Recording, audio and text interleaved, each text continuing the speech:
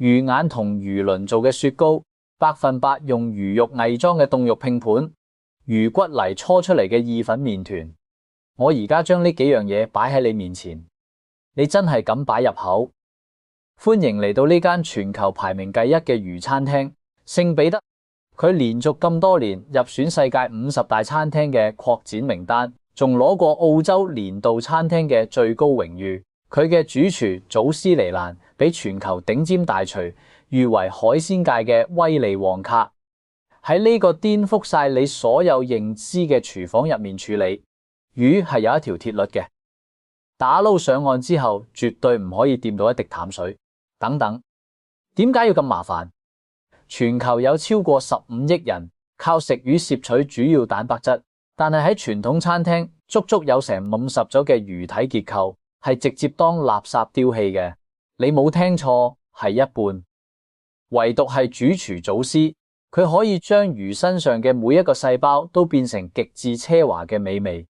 面對一間將魚肉玩到出神入化嘅餐廳，你可能忍唔住想問：呢度究竟係一場博眼球嘅暗黑料理 show， 定係真係將海鮮烹飪推上巔峰嘅廚藝革命？如果你以為佢只係搞噱頭，咁你就大錯特錯啦。要明白呢間餐廳點解可以企上世界之巔，一定要先睇通透主廚祖斯尼蘭為現代海鮮餐飲打落嘅3大技術根基。呢3大邏輯每一條都喺度同傳統海鮮大廚嘅祖訓背道而馳。先講第一點，喺絕大多數海鮮餐廳或者你屋企嗰個廚房入面攞到條魚第一步，會點做？一定係洗啦，用水狂沖嗰啲血水黏液同魚鱗。但係祖斯尼蘭嘅研究發現，水先至係摧毀海鮮風味同縮短保質期嘅頭號殺手。當海魚死咗之後，佢嘅表面一接觸到淡水，淡水就會滲入魚皮上面。因為去鱗而留低嘅微小風巢狀毛孔入面，呢啲殘留嘅水分會極速激活海魚體內嘅視冷菌，令到蛋白質快速分解，產生嗰陣好惡頂嘅魚腥味。所以喺呢間餐廳嘅廚房同埋佢哋開設嘅全魚肉庫入面，有一條鐵律：由條魚離開海洋嗰1秒鐘開始，直到佢被擺上你張台，期間絕對唔允許掂到一滴淡水。所有嘅清理去鱗開膛破肚，全部靠定製嘅刀具同埋特製嘅乾身纖維毛巾去慢慢抹乾淨。冇咗淡水嘅介入，啲魚肉唔單止完全冇腥味，佢內部嘅環境仲達到咗類似高級牛肉屠宰嘅無菌同乾燥標準。講白啲，佢哋處理魚嘅方式似處理和牛多過似處理海鮮。再講第二點，傳統觀念入面，魚肉要現殺現食，擺得越耐就越唔新鮮。但係呢間餐廳夠膽將原本淨係屬於頂級牛排嘅乾式熟成技術，完美咁移植咗落海鮮身上。你可能唔知，如果你將一條魚就咁平放喺雪櫃或者冰面上面，嗰條魚自己嘅重量會壓住下面嘅肌肉，搞到組織液滲出，令到其中一面嘅魚肉變得又濕又整紋，好快就開始腐敗。為咗解決呢個問題，祖斯尼蘭整咗個專門嘅靜態冷庫，呢度嘅溫度長年控制喺攝氏0到2度之間。冷庫入面絕對冇電風扇，亦都唔用任何冰塊，費事空氣流速太快，搞到魚肉脫水唔平均，又或者嗰啲冰融化咗引入水分。所有打撈翻嚟嘅原條魚喺唔洗嘅狀態之下，就咁用個大鐵勾穿住魚尾或者魚頭，垂直咁掛喺冷庫嘅橫梁上面。喺呢種環境之下，空氣自由咁喺全魚四周緩慢循環，魚肉內部嘅水分因為地心吸力均勻咁蒸發，佢嘅體液同風味物質開始進入瘋狂濃縮嘅狀態。因應唔同嘅魚種，熟成嘅時間由幾日到幾個禮拜不等。舉個例，一條西班牙青魚喺熟成第一日，佢展示嘅係純粹清淡嘅海洋氣息，但係到咗熟成第15日，佢體內嘅鮮味物質濃縮到極致，會散發出一種類似芝士蘑菇同熟成牛肉嘅鹹鮮風味。呢種處理手法直接將本來得2-3日命嘅魚肉保質期一口氣延長到12到20日。最後第3點，傳統嘅高級餐飲講究只取核心。以吞拿魚為例，西方高檔餐廳嘅慣例係只切吞拿魚中段最完美嘅圓形淨肉，一條魚剩低嗰50幾乎全部當係廚餘垃圾丟棄。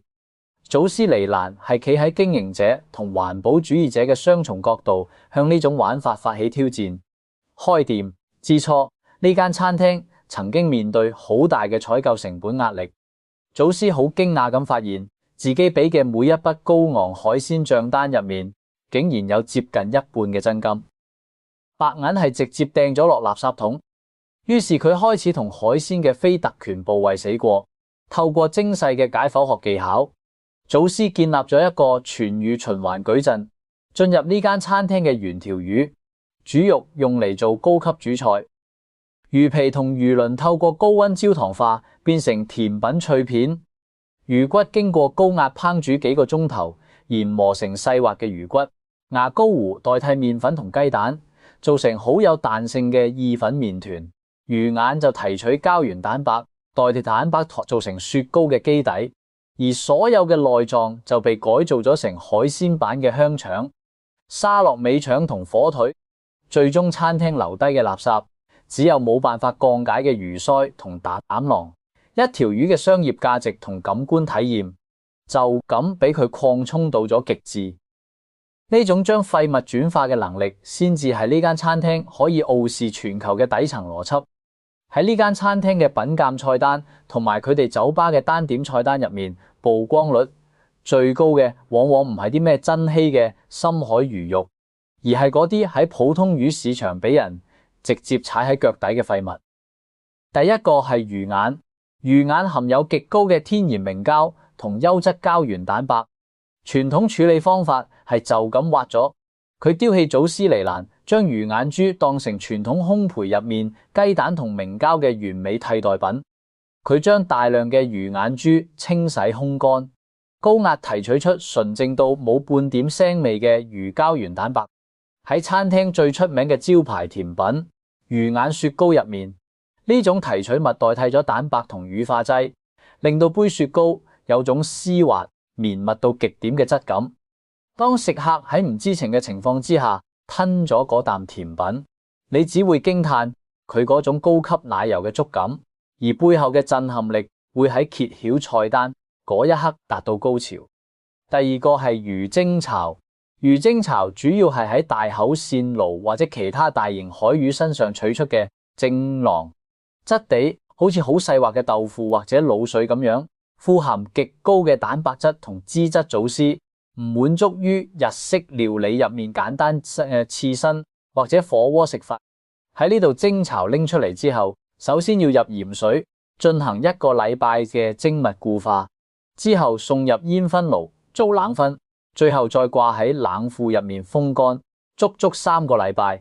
喺呢個過程入面，精巢嘅外層會形成一層薄薄嘅外殼。到咗烹飪嗰陣，大廚會將佢切片放入平底鑊，用牛油去煎出到嚟，外殼酥脆，內部就呈現一種極致濃郁嘅爆漿口感。第3個係魚骨，魚骨係珊瑚鱒魚或者平頭魚嘅脊椎骨，含有大量鈣質同骨髓。通常高級餐廳只係用魚骨嚟熬一次湯之後就撈起丟咗佢。祖斯覺得呢個做法好浪費。呢度嘅廚師會將熬完湯嘅魚骨放入壓力煲喺高溫之下連續烹煮幾個鐘，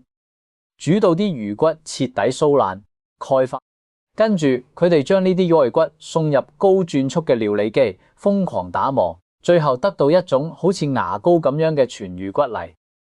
大廚會喺入面落少少薑黃，完全唔用傳統嘅麵粉同雞蛋，直接將呢種高鈣高膠嘅魚骨泥揉搓壓製成意大利粉。呢種意粉煮出嚟之後，展現出一種普通麵粉根本冇得比嘅彈牙罩勁。第4個係魚鱗去鱗，呢個過程喺呢間餐廳係一門精細嘅藝術。祖斯發明咗刀刮去鱗法，佢唔用傳統嘅刮鱗器去亂捽，而係用把鋒利嘅鋼刀貼住魚皮，將成片帶有完整黏膜嘅魚鱗成塊咁批落嚟，確保魚皮唔會受損。跟住呢啲魚鱗會被反覆清洗，去除雜質，放入高濃度嘅糖漿入面進行長時間慢煮，煮到糖漿完全滲透入魚鱗嘅微孔之中，最後將佢送入高溫焗爐或者油鑊嗰度快速炸到膨脹。呢一刻嘅魚鱗已經徹底變得酥脆，轉化成一種帶住濃烈焦糖香氣嘅魚鱗蜜餞，用嚟灑喺雪糕嘅外層，提供一種冇得頂嘅咔嚓脆感。接落嚟就係呢間餐廳送成個西餐界嘅王牌食材庫：魚肉熟食、吞拿魚沙洛美劍、魚煙肉、平頭魚、意式肉腸。祖斯尼蘭直接借鑒咗意大利同法國傳統嘅豬肉熟食體系，將佢1比1複製到海鮮上面。吞拿魚沙洛美利用咗黃鰭吞拿魚尾部、背部呢啲活動頻繁、肉質比較硬嘅部位，混入醃製過嘅野生麥穗鱈魚脂肪，透過絞肉調味灌腸，再喺控溫控濕嘅熟成房入面風乾幾個禮拜。佢唔單止有沙洛美腸標誌性嘅堅硬切面，仲具備咗發酵肉類特有嘅微酸同醇厚風味。劍魚煙肉咧就係揀脂肪豐厚嘅劍魚腹肉，用硝酸鹽、黑胡椒香料進行長達幾日嘅醃製，跟住掛起嚟風乾同用木屑冷燻切出嚟嘅劍魚煙肉，帶住完美嘅紅白條紋。當佢被切成薄片，喺平底鑊煎到兩面金黃嗰陣，佢嘅酥脆嗰度同散發出嚟嘅油脂香氣同頂級煙燻豬肉煙肉可以話係一模一樣。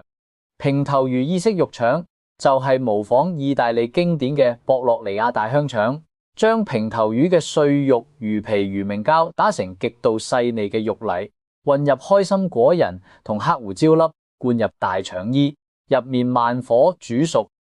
切開嗰陣，個切面呈現出高級凍肉嗰種粉嫩嘅色澤。喺呢間餐廳，主廚祖斯尼蘭對待每一條魚都跟足一套好嚴謹嘅解剖學同生物學邏輯。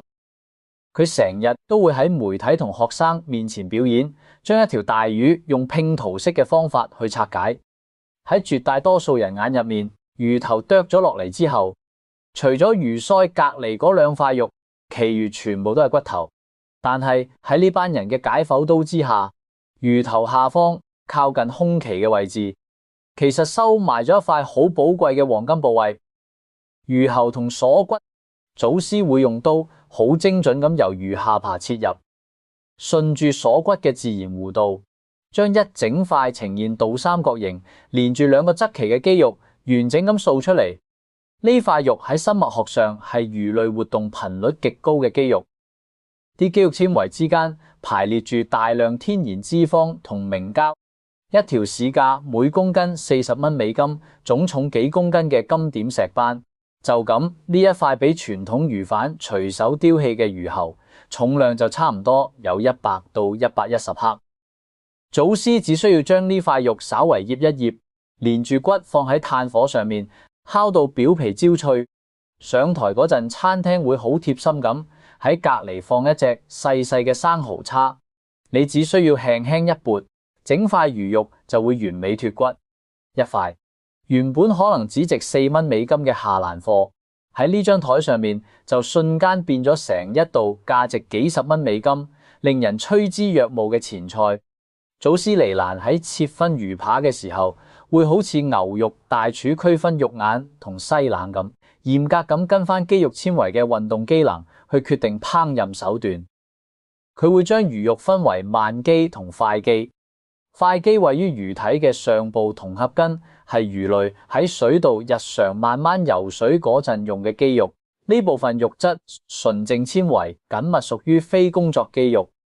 祖師會將佢比喻做雞胸肉，佢嘅風味比較清淡，需要極度精準咁控制溫度去煮。如果唔係，就好容易變得又乾又柴。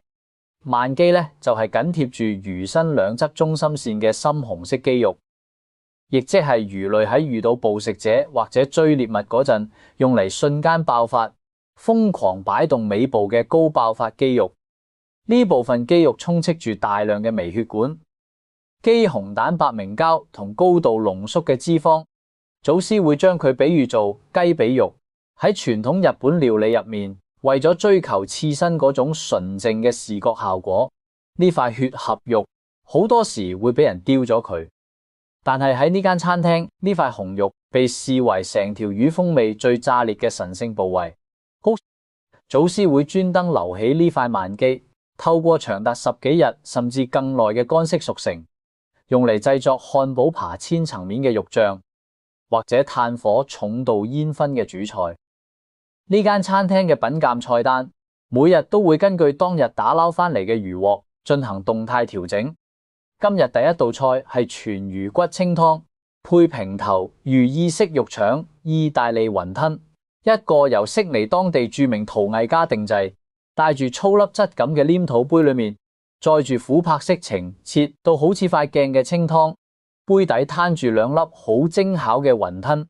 呢道菜嘅清湯部分選用咗經過乾式熟成5日嘅珊瑚磚魚骨，斬成細塊，喺完全唔掂水嘅情況下，先放入炭火烤到骨髓微微焦化邊緣，呈現金黃色，之後放落壓力煲，加入微量嘅脫水蔬菜同極少量嘅純淨水，進行長達6個鐘頭嘅高壓徹底萃取。為咗達到法國頂級清湯嗰種清澈度，主廚會利用極少量嘅魚碎肉同魚皮組織形成肉閥，喺慢火微滾嘅狀態之下，將湯入面所有嘅微小雜質吸附乾淨，最終過濾出唔帶一丁點油星、充滿純粹鮮味嘅琥珀色清湯。內餡部分係將平頭魚肉、魚皮熟成魚油同開心果碎一齊打成嘅肉糜，製成經典嘅意大利肉腸，之後切碎用嚟做雲吞嘅內餡。當啖湯入口，你感受到嘅係溫暖而富有厚度嘅明膠感，佢會喺你嘅嘴唇上面留低一陣黏黏嘅質感。接住落嚟係12階全魚熟食串燒配海鮮3色小塔，呢一道可以話係徹底奠定呢間餐廳世界第一地位嘅神級菜式。碟入面靜靜咁攤住一支特製嘅竹籤，上面好整齊咁穿咗12種唔同色澤、唔同紋理嘅切片。熟食旁邊圍住3個表面覆蓋住鏡面光澤嘅小點心塔。12階串燒嘅第一階，選用咗鱈魚碎肉，拌入大量西班牙煙燻、紅椒粉同蒜蓉，利用鱈魚皮嘅天然黏性打出肉類嘅筋道，灌入天然腸衣之後，進行5日嘅短期風乾。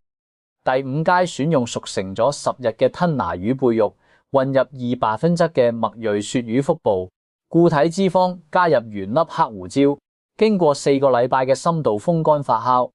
第8階係劍魚火腿，揀選大型劍魚嘅醇厚背肉，用海鹽同迷迭香醃製之後，掛喺靜態冷庫入面風乾足足21日，切出嚟嘅薄片，呈現半透明嘅深紅色邊緣，帶住一層微黃嘅熟成魚脂。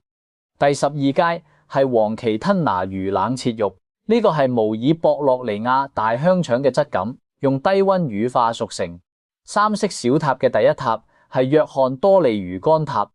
約翰多利魚嗰塊肥美嘅魚肝喺白蘭地同微量香料入面低溫慢煮，打成絲滑嘅慕斯，擠入酥皮塔入面。第2塔係條紋鱈魚子魚子醬塔。鱈魚子經過鹽漬同輕度煙燻，同熟成魚油打成綿密嘅魚子醬調味汁，表面覆蓋住晶瑩剔透嘅鏡面。第3塔係將成隻大魚頭徹底蒸透，用人手拆晒所有面膠。肉眼窩肉、舌頭同唇肉利用魚頭湯自己冷卻之後形成嘅天然魚凍，將佢緊密咁壓製成方塊切片，放入塔入面，表面點綴萬壽菊。呢串串燒喺你個口入面呈現出過山車一樣嘅質感變化，由第一啖鱈魚香腸嘅爽脆爆汁，到吞拿魚沙落尾嘅油韌大嚼勁，再到劍魚火腿喺舌尖溫度之下瞬間融化嘅細膩魚脂。最令人震驚嘅係，成碟嘢食落肚，你都絕對唔會食到一絲一毫嘅腥味。如果你蒙住對眼，我咁講，98%嘅人會堅信自己食緊嘅係一碟頂級嘅奢華肉食冷盤。除咗呢間餐廳嘅正餐廳，佢哋仲有個酒吧餐廳，憑住兩款風靡全網嘅破圈單品，證明咗全魚技術嘅普適性。首先出場嘅係雙層黃鰭吞拿魚芝士漢堡配劍魚煙肉，呢個係對傳統牛漢堡嘅終極宣戰。傳統嘅魚肉漢堡多數都係用啲炸完口感鬆散嘅白肉魚排，而呢度嘅吞拿魚肉餅係用黃鰭吞拿魚尾部同脊椎骨邊緣嘅紅肉，呢部分肉質嘅肌紅蛋白極高，風味異常濃郁。祖師將呢啲吞拿魚紅肉粗絞混入比例精準，經過乾式熟成嘅麥瑞鱈魚固體脂肪碎，喺完全唔添加任何澱粉同蛋清嘅情況下，純粹靠快速攪拌，令吞拿魚自身嘅蛋白質產生強烈嘅物理交聯反應，形成按壓嗰陣有好完美彈性嘅肉餅。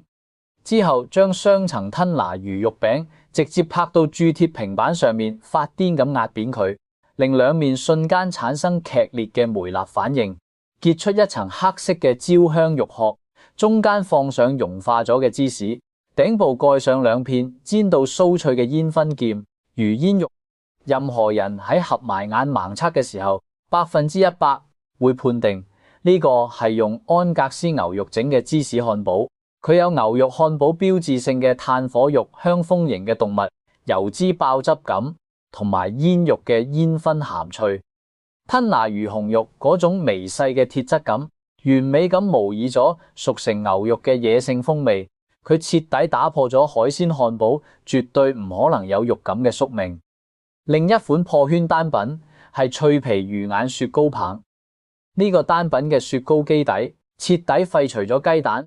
佢用咗大量魚眼同魚眼周圍嘅膠原蛋白組織，經過高速剪切乳化同高品質嘅鮮奶油雲拿子混合。魚眼內部高濃度嘅天然明膠喺低溫凍結嗰陣展現出工業穩定劑同傳統蛋黃根本冇辦法追得上嘅抗溶化性同埋嗰種極致嘅絲滑度。呢道甜品嘅風味核心係魚質焦糖，喺熬製傳統拖肥焦糖醬嗰陣加入經過冷風乾燥嘅高純度熟成魚油。呢種魚油喺高溫糖化作用之下，會產生出一種類似鹹焦糖嘅鹹鮮底蘊。雪糕成型之後，將佢浸入仲係暖粒粒嘅頂級黑朱古力醬，再喺外層裹上一層焦糖化嘅炸魚鱗蜜餞碎。你一啖咬落去，朱古力脆皮喺口中碎裂，焦糖魚鱗碎提供咗一種極致嘅香脆。隨之而嚟嘅係雲呢拿雪糕喺舌尖融化。完全冇任何人可以預料到呢種無與倫比嘅絲滑同順口。佢底層嘅科技核心居然係嚟自一粒魚眼珠，企喺商業經營嘅角度睇，呢間餐廳唔單止係一場廚藝嘅狂歡，佢更加係一套好精密嘅財務控制教科書。呢間餐廳喺2024年由原本位於牛津街得34個位嘅小店，正式搬咗去悉尼高檔社區嘅大國賓酒店舊址。隨住空間升級，佢嘅定價同商業矩陣都進行咗重組。呢間餐廳正餐廳嘅品鑑菜單，而家嘅7道或者9道菜，晚市菜單官方定價係每位325蚊澳紙。呢個價錢未包任何酒水，如果你加配一套澳洲本土自然風味葡萄酒配餐，每人嘅基礎消費會輕鬆突破500到600蚊澳紙。喺老店時期，成間鋪得34個位，但係每道菜嘅工序成10幾道祖師，為咗維持營收，曾經喺一個晚上做2到3次翻台，每晚接待高達90人。咁樣帶嚟嘅係後台恐怖嘅勞動力成本同埋好繃緊嘅客戶體驗。而搬咗鋪之後，由於化單價大幅拉高到325蚊澳紙，餐廳轉變為精緻餐飲模式，一個晚上只接待一輪核心貴賓咁樣。點解呢間餐廳可以做得到世界第一？祖師同佢嘅團隊對於海鮮未來嗰種澎湃嘅激情毫無保留咁體現喺呢度嘅每一道菜式之中。喺親口品嘗咗嗰塊完全冇魚腥味嘅黃鰭吞拿魚漢堡，同埋嗰支用魚眼整出嚟嘅雪糕之後，答案其實已經擺咗喺眼前。佢真係唔係做緊噱頭，佢係喺度重新定義人類享用海鮮嘅上限。但係講到尾，呢種將生物利用率推到極致嘅玩法，究竟係令人欽佩嘅環保遠見，定係另一種走向極端嘅工業化精準崇拜？即當一條魚嘅每一滴血、每一塊鱗片都被賦予咗價格同公式，我哋喺讚嘆呢種顛覆性美味嘅同時，會唔會都失去咗以前隨手煎條魚，食完仲有骨頭，剩低嗰種充滿人味嘅生活質感？最後我都想問下，如果將呢支用魚眼整嘅雪糕棒遞到你手上面，你真係敢毫不保留咁咬落去第一啖嗎？